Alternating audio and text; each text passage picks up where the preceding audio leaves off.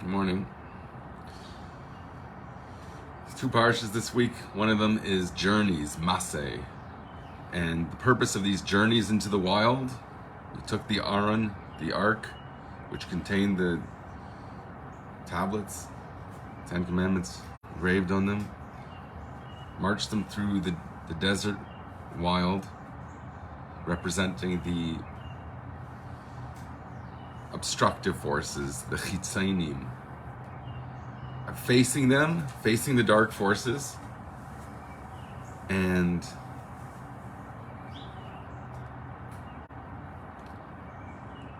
causing them to cease to siphon, breaking off their siphon of divine energy, which is intended to go to a rightful place.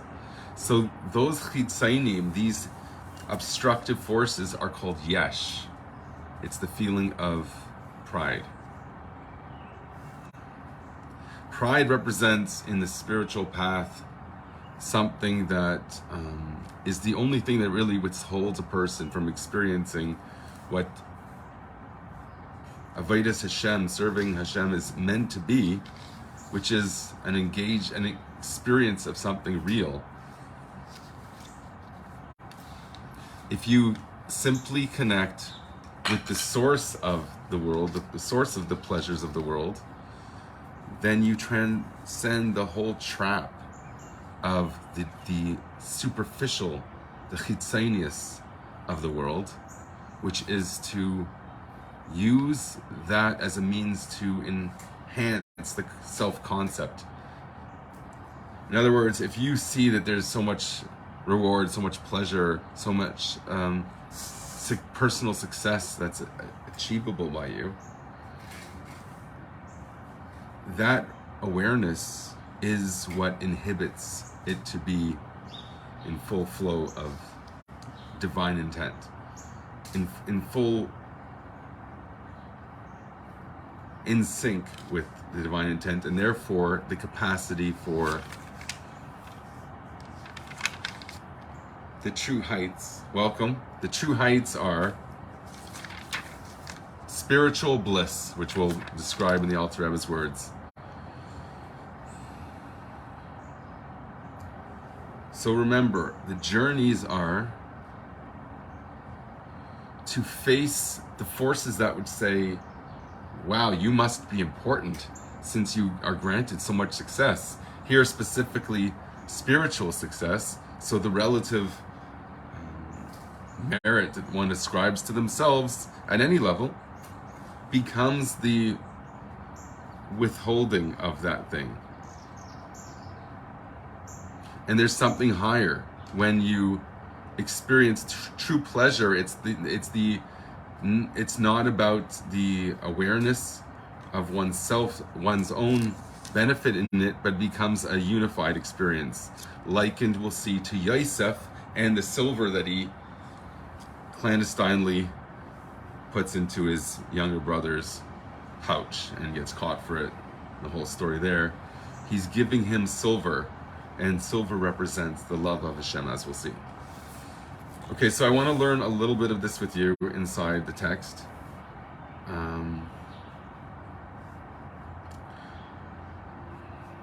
We'll maybe get into some of the background of it, but this gets expressed in the idea that it says about the sage Rabbi Yochonon from the Talmud, Rabbi Yochanan ben Zakai. He didn't know which way they were going to take him when his time was up. This is a person that devoted himself to Torah and holiness for more than anybody in the generation. Delaka'era tamua. At first glance, the Alter Rebbe here in Likutei Torah writes, it's a wonder. How could it be that it occurs to him? Welcome. How could it occur to this great sage, Rabbi Yochanan ben Zakai? Shum safek she'licha chas v'shalom gehenom. How could he think that he's going to be cast into the shadows of hell? His entire life was devoted to learning Torah and serving Hashem.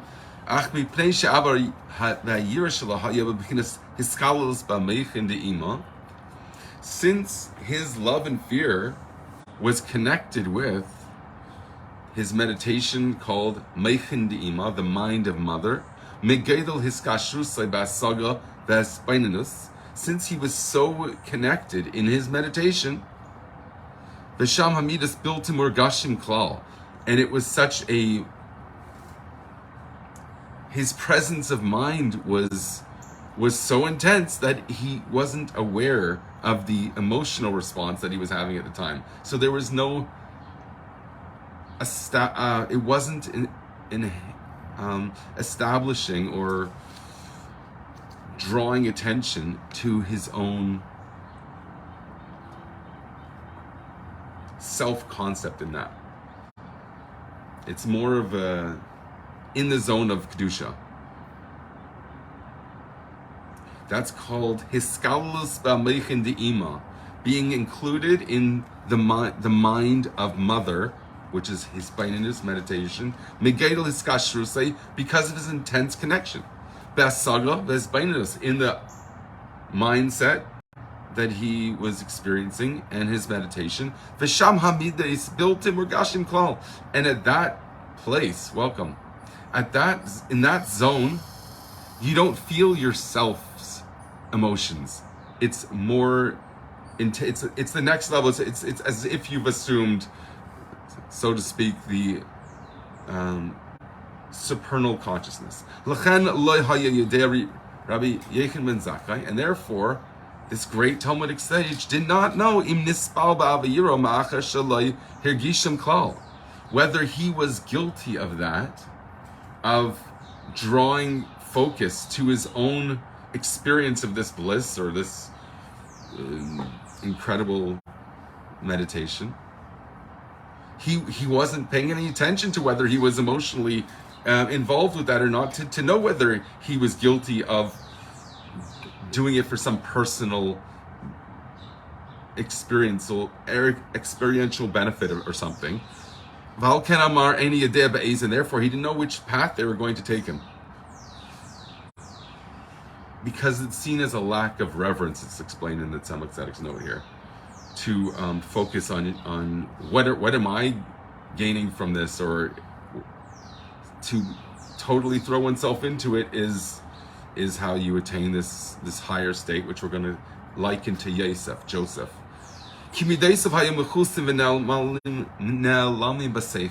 Because the emotional response to something is always included and encompassed in one's mind. Good thoughts always contain a positive feeling with them, but you're just not necessarily aware of it at that level. Just like someone who's really trying to understand something doesn't perceive any emotional response to that. He's involved right now in mind. Even though there is a reciprocal emotional response to any idea. And this allows us to understand this fascinating story about Joseph putting the bag of silver coins in his younger son Binyamin's sack that he was taking in the times of famine, food for his household. Because when we talk about Joseph, we're talking about the supernal righteousness. It happened to be embodied in the world at a certain point in history called Joseph. Binyamin also had said that he never did any sin in his entire life. He only died because people became mortal after the serpent's venom entered the bloodstream. So he was a perfectly righteous person also, but he's called Tzadik Tachton because his frame of mind was different than his older brother. As it's explained in the words in the mimer beginning with the words, "Who will make it as if you were my brother?" Would it be? It would be so great to be like your brother. Because there's two general types of souls. One that's associated with Yosef and one Binyamin.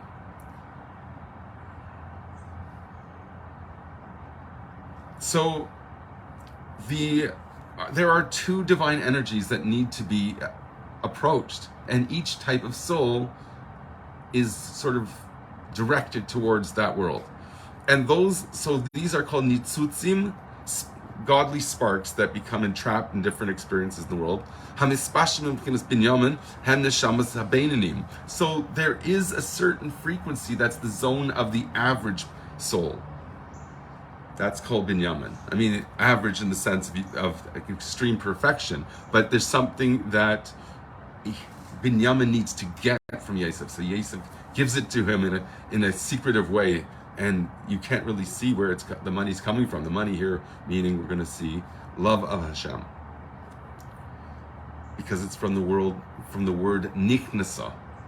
nichsafa, rather.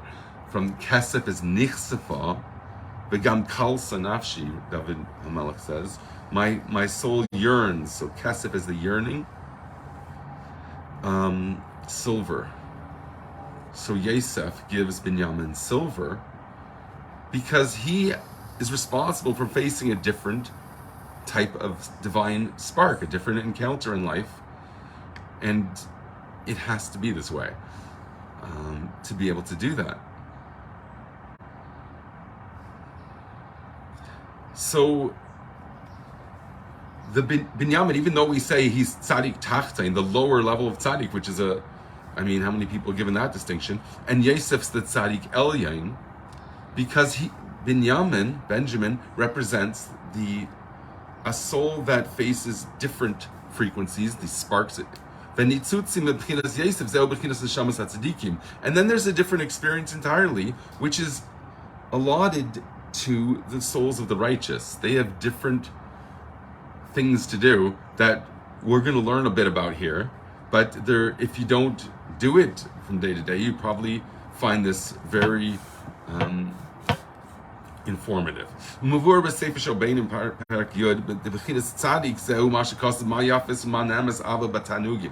when we speak about the level of Yosef, the tzaddik compared to here the Beinani, and their approach to their experience of God and how it reflects on their consciousness.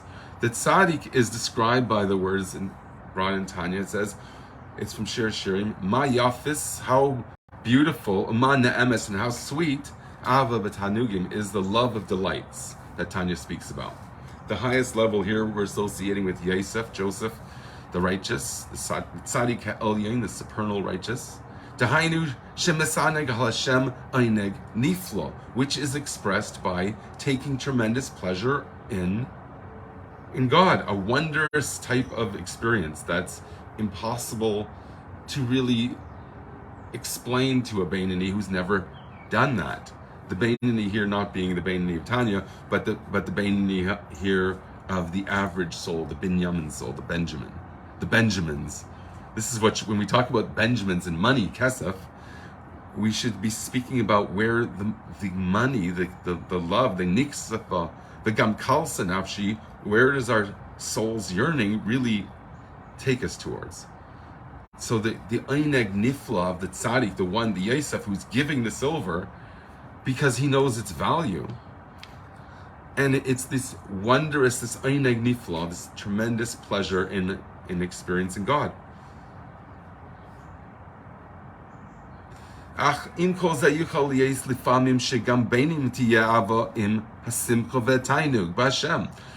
there is a time where the Benjamins rise to the occasion. It's when they celebrate. Even the biggest Benjamin, my children are the best Benjamins, God bless them, when they have tremendous simcha. And that brings them to incredible, and also they're all their classmates. When the Chabadniks celebrate, they bring a type of pleasure and joy that transcends their own level. So that's the magic of a Farbrengen, if it's done properly and with the right direction. I just sometimes wonder how we give the microphone to people who have messages. I don't know if they're healthy, even though we might have sources for them. What is healthy for our times? That takes leadership, and that's a very difficult decision to make. I would probably give it to the most humble person in the room. I don't care the most clever person in the room so much as someone who's humble and senses what the right approach is, if they don't have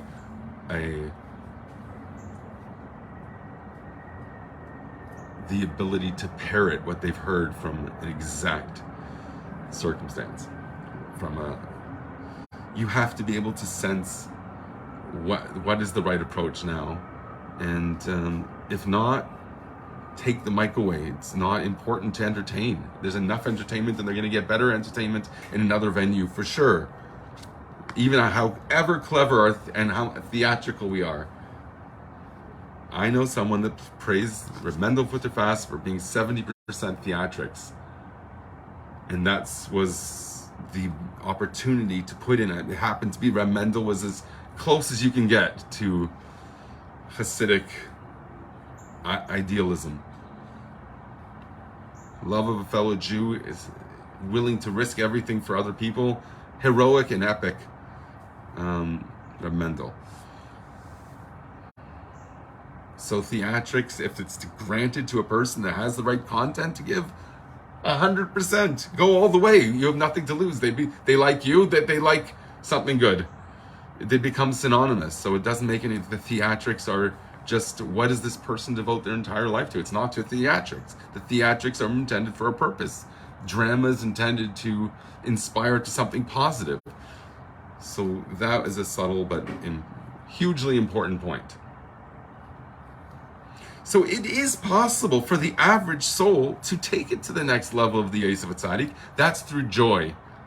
Also through, I think it hints at it here too, connection to the true leaders. Here, Yosef, the Tzaddik Elyon. But the Alter Rebbe qualifies this by saying that it's eina b'shleimus. It's not complete in its experience, that they can have, even in the greatest celebrations and pleasure, there is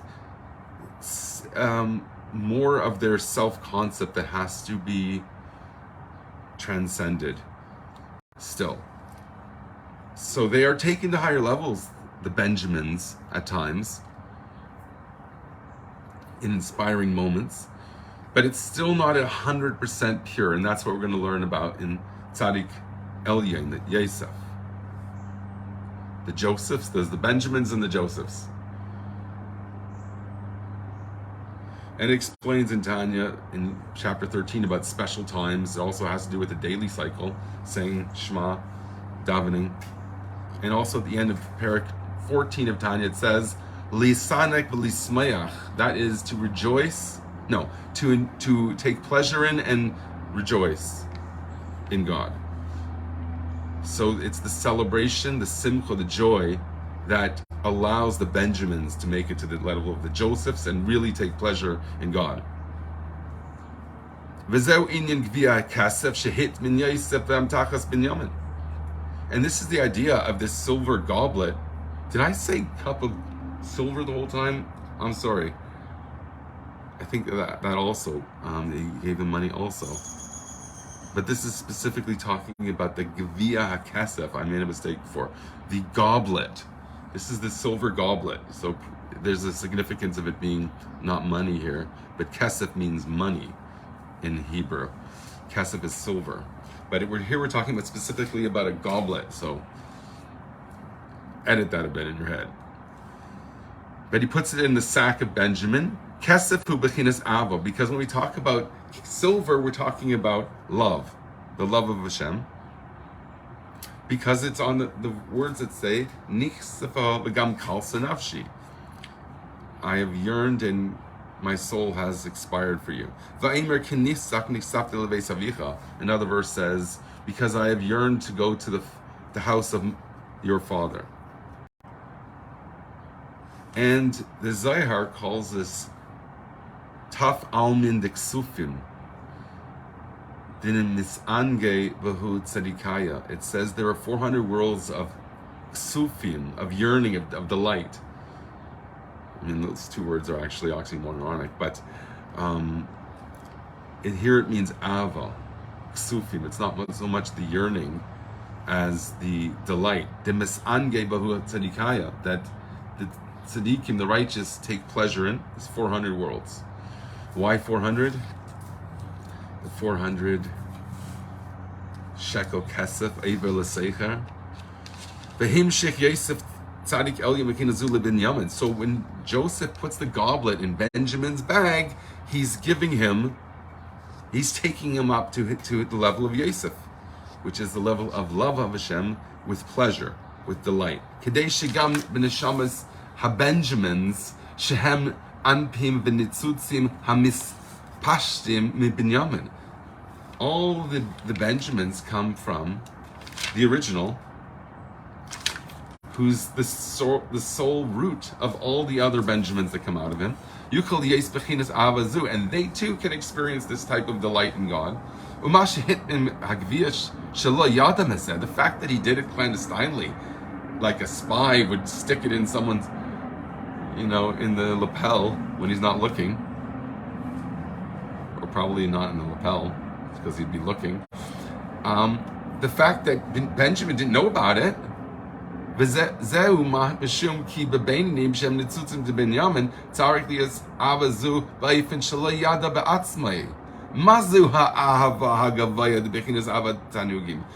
has to be in a way of not knowing there is such a thing of this love of delights. The Benjamin, only very inspired moments at bar mitzvah or something like that are an incredible davening that came out of nowhere because they're going through a lot. They didn't even realize how affected they are. But they're really, in essence, not aware that there's a world like that. But the Benjamins get it stuck into their sacks. They're carrying the produce home, and in there is a silver goblet. They didn't expect to find it in their commerce. In their used to make bread to eat, to feed their families. They didn't see that. It was a big thing. They had to go all the way to Egypt to go to the supermarket. They weren't aware there was such a. It wasn't part of their consciousness at the time to think that, wow, there's this whole world, 400 worlds of delight that I had no idea. I was just trapped in this world. The Binyamin becomes the Bainani.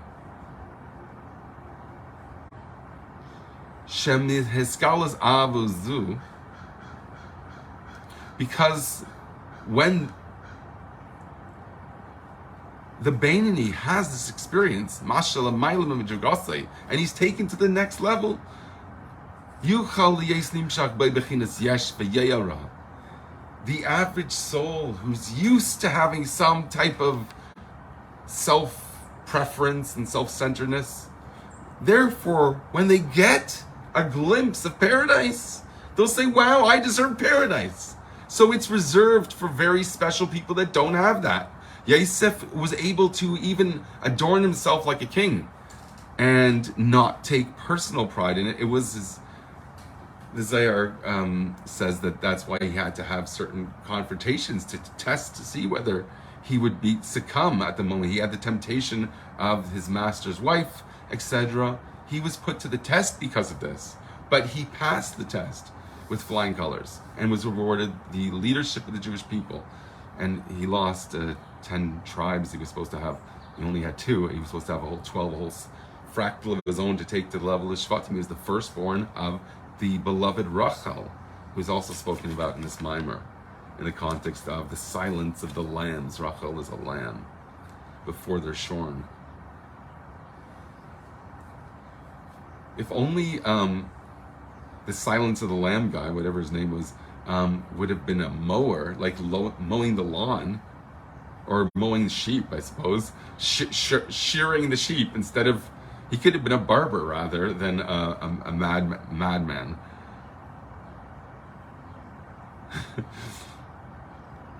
So we have to look into it does have to do this idea of self-concept.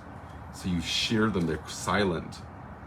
You just you cut off the source, you don't see any connection at all. So they're shorn. Rachel undergoes a transformation. She ends up being the one who weeps for her children. Rachel is a very complex figure.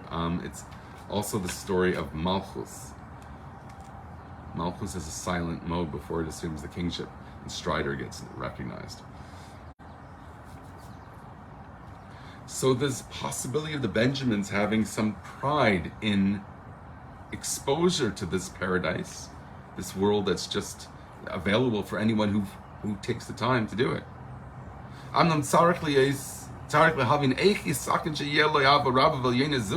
So how is it possible that at times he does experience a taste of this? And to remain unaware of it at the same time. So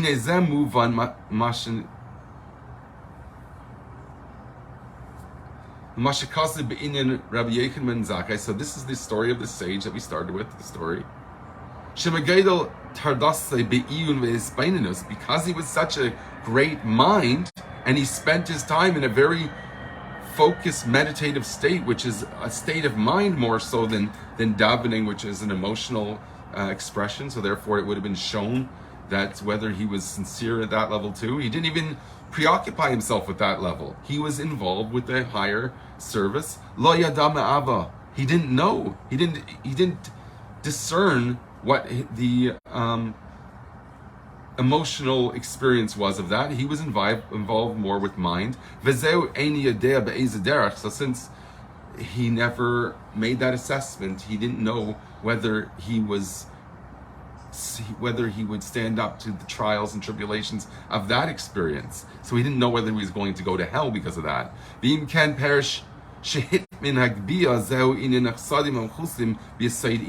So when we talk about the planting this silver goblet, that is chasadim, chesed, supernal love, that is hidden in the side of Ima. So there's a foundation, there's a communication that Ima has. Ima is binah, the hisbaininess, the meditation. And in its outward yesod, is the foundation of Ima, it's hidden.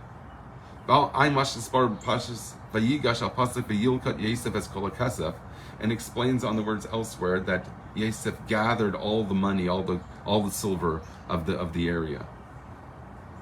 So he makes these treasures that are hidden away. He hides away 3 treasures. We've spoken about that a few times. And it discusses elsewhere about the idea of love of delights on the verse Hachlile enayim miyayin. Your eyes are red from wine, yain shel Torah, which is the wine of the Torah. Nichnas yayin, because they bringing in this wine, the secrets of the Torah, it takes out the secrets, this secret world of tainug, of pleasure, of delight. You have to pass the test of, is it going to lend itself to pride? If it does, then it's not given, it's a treasure. You don't give it to such a person.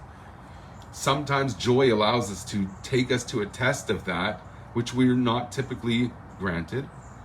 And if you're in the right environment, you'll pass with flying colors. So we call it the silver goblet, because it's filled with wine. So you have the secrets of the Torah in, you take yourself through his spineless, through meditation, to a higher level, and you are given this delight, and the question is, are you going to focus on the delight, or the one you're delighting in, is, I think, at stake here. Well, the Rabbi yochonon ben zakai, she'amar eini yadeh hainu mipnei geil an basanusay. The reason why this Talmudic sage didn't know which way they were taking him is because he was so humble. Aderek she'amar Rabba kegain ana beinani. Like Rabbi says, he thinks he might be a beinani. He was just so involved with what he was doing, he didn't really have the opportunity to allow his evil inclination to. He didn't know whether he was truly righteous because he was doing righteous things, and he could just simply ascribe it to the power of what he was doing. Have a great day.